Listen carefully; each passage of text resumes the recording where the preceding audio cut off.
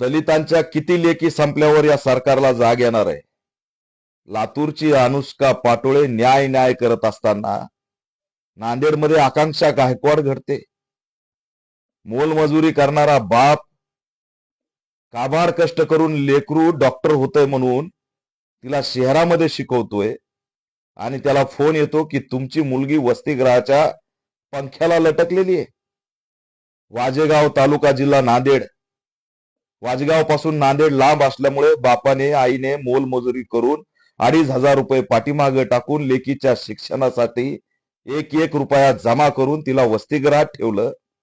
या एफ.आय.आर. मधला कोण आरोपी घोगरे याचं वसतिगृह अधिकृत अनाधिकृत नेता काय त्याची सगळी चौकशी यंत्रणेने केली पाहिजे.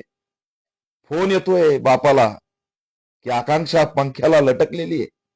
अशीच लटकली होती अनुष्का पाटोळे.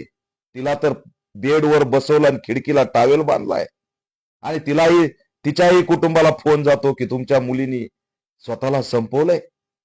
अरे आमच्या लेकी जहाबाज लेकी, अतिशय टॅलेंटेड लेकी, सगळ्यात हुशार लेकी आणि त्या अशा कशा संपून घेऊ शकतात स्वतःला. आणि त्यांचे सगळे काही मृतदेहाची अवस्था जी दिसते ती सगळी संशयास्पद का दिसते? या आरोपीवर कठोर कारवाई झाली पाहिजे.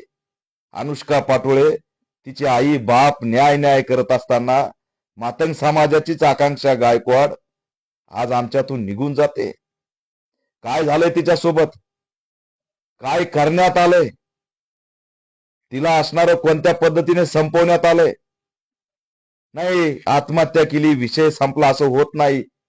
काहीतरी घडलंय म्हणून ती आज आमच्यात नाहीये.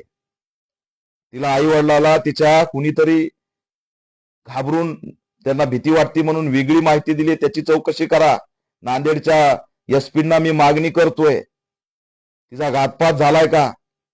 तिच्या मोबाईल संदर्भातले सगळे डिटेल असतील, त्या ठिकाणचे जे काही सोबत राहणारे लोक असतील, त्या मालक असेल, त्या कॉलेज असेल, या सगळ्यांची चौकशी झाली पाहिजे.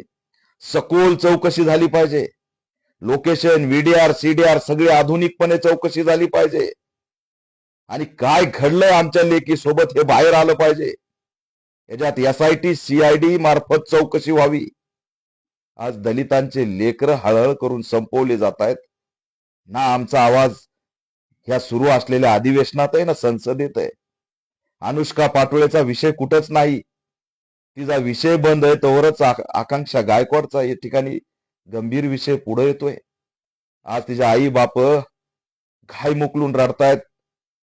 मी तो व्हिडिओ बघितल्यावरती जो आक्रोश बघतोय तो भयानक आहे. आता त्यांचं लेकरू डॉक्टर होणार होतं. डॉक्टर झाली असती तर गावामध्ये सत्कार झाला असता.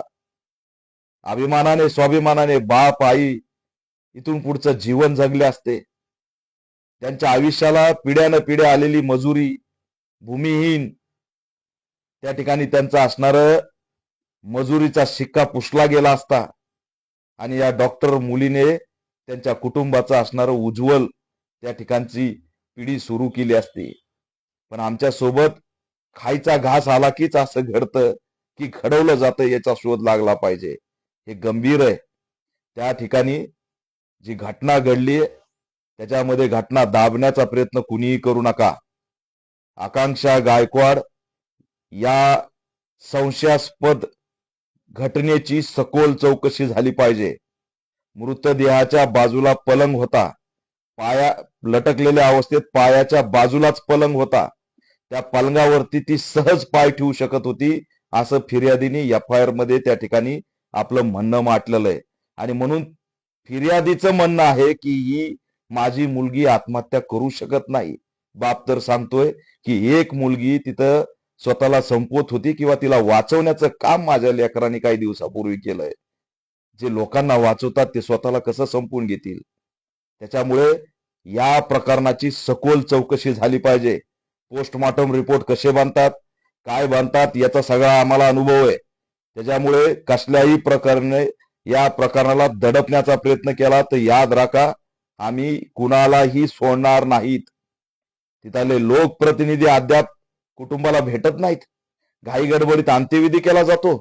घाई गडबडीत प्रेत कुटुंबाला दिलं जातं. अरे पण आरोपीचं काय? त्याला अटक कधी होणार? ते असलेली ती वसतिगृहाची चौकशी कधी होणार?